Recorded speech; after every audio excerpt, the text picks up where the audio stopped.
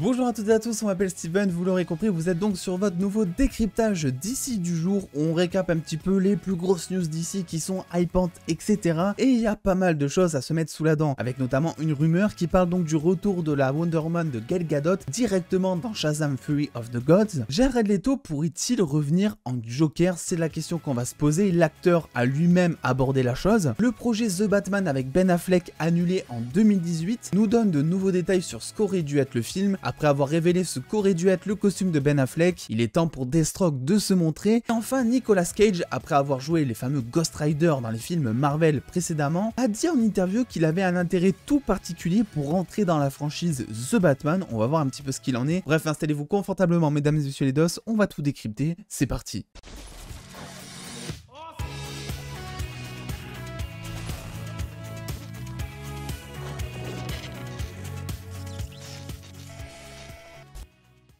On va commencer du coup par le projet The Batman, et d'ailleurs c'est le moment parfait pour vous teaser ma vidéo qui sortira normalement demain. J'ai décidé de vous sortir donc deux grosses vidéos, une qui sera centrée sur l'explication de ce qu'est le Snyderverse avec notamment toute cette nouvelle campagne afin de faire revenir Snyder au goût du jour on va dire. Une deuxième vidéo qui sortira un petit peu plus tard où je donnerai mon avis sur oui ou non est-ce qu'on peut s'attendre à avoir un Justice League 2 et 3. Je vais vous dire surtout pourquoi d'après moi on peut s'attendre à un Justice League 2 et 3. Du coup la transition est toute trouvée vu qu'on va commencer par le film The Batman qui aurait dû faire partie normalement du Snyderverse. Ben Affleck derrière la caméra, la réalisation, avec évidemment son rôle principal de Batman dans le film, contre le Deathstroke de Joe Manganiello. J'ai bien dit son nom, je crois, trop bien. On avait eu un premier concept art officiel concernant le costume de Batfleck, que je trouvais vraiment incroyable, très proche d'ailleurs de ceux qui sont très appréciés dans les jeux Arkham notamment. Et c'est au tour du coup de Deathstroke de se montrer avec un look, je sais pas ce que vous en pensez, beaucoup plus skinny que ce que nous avait présenté notamment Snyder dans ses précédents films. Un costume d'ailleurs je dirais qui fait moins costume de combat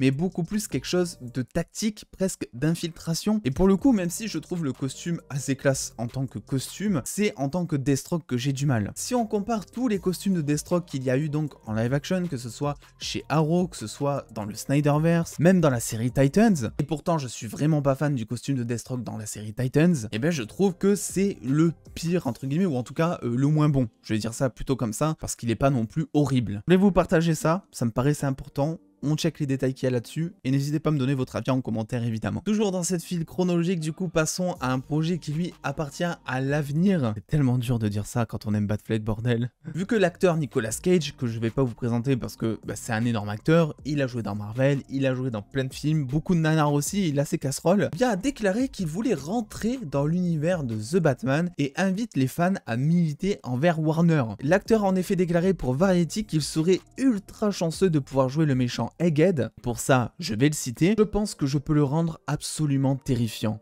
Et j'ai un concept pour Egghead. Alors faites-leur savoir chez Warner, je suis partant pour jouer ce personnage. L'acteur donc déterminé pour un personnage qui date un peu, vu qu'il avait été créé afin de servir la série télévisée Batman des années 1950. Egghead est assez identifiable par sa tête chauve et plate, mais aussi par son costume blanc. Il se croit le criminel le plus intelligent du monde, et ses crimes ont généralement un motif d'œuf.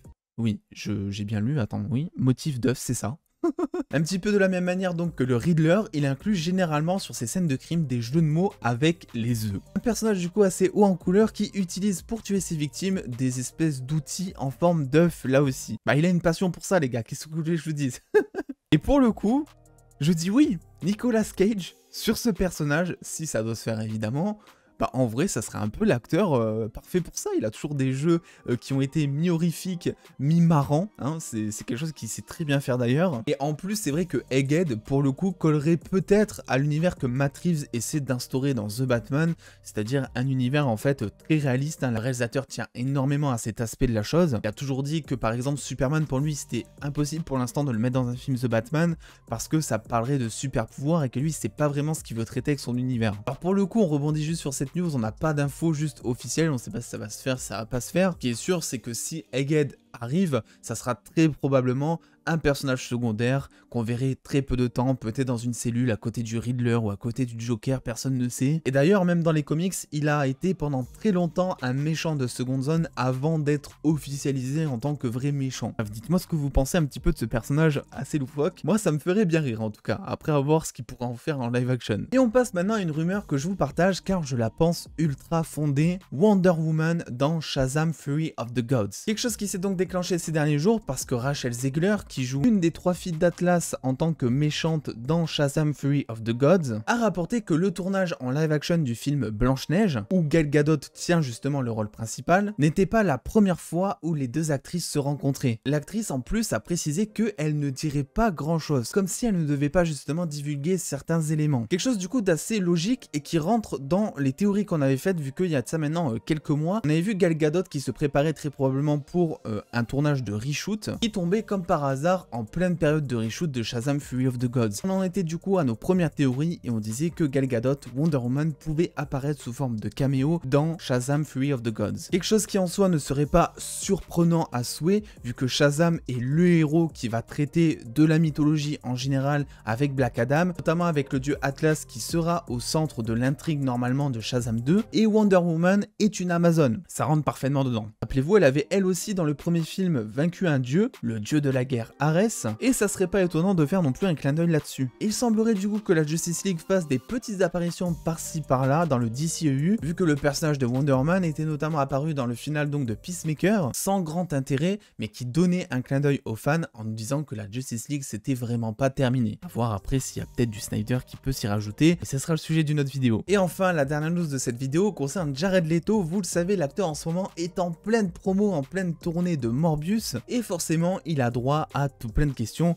notamment concernant son Joker de Suicide Squad, qui avait été plutôt déprécié du grand public, mais qui apparemment serait incroyable dans la version Director's Cut, donc du réalisateur David Ayer. C'est le moment parfait pour vous rappeler qu'une campagne aussi concernant la Ayer Cut est mobilisée depuis des années. Des rumeurs parlent notamment d'une diffusion prochaine sur HBO Max, avec du coup Jared Leto en Joker dedans, dans des scènes, dans un film même complètement inédit. On avait d'ailleurs eu la chance de revoir Jared Leto en Joker dans un tout autre genre à la fin de la Snyder Cut, et là c'était unanime, tout le monde avait apprécié, et c'est donc à Variety qu'il s'est livré quand on lui a demandé s'il était prêt à jouer de nouveau le rôle du Joker. Une chose à laquelle Jared Leto a répondu: ne jamais dire jamais. Pour moi, ils sont comme des gens qui vivent et qui respirent, en parlant des personnages qu'il interprète. Je sais qu'ils ne le sont pas, évidemment, mais je m'attache. C'est dommage de plus jamais recommencer. Du coup, 2 théories peuvent s'offrir à nous à ce moment-là. Bon, d'une part, c'est juste un ressenti que nous partage l'acteur ici, ça ne veut en aucun cas dire qu'il reviendrait, mais ça ouvre peut-être des pistes pour Warner, qui a donc une nouvelle direction, notamment avec la fusion de Discovery, on en reparlera aussi bien en détail très prochainement, et qui pourrait songer à ramener le Joker soit de Suicide Squad,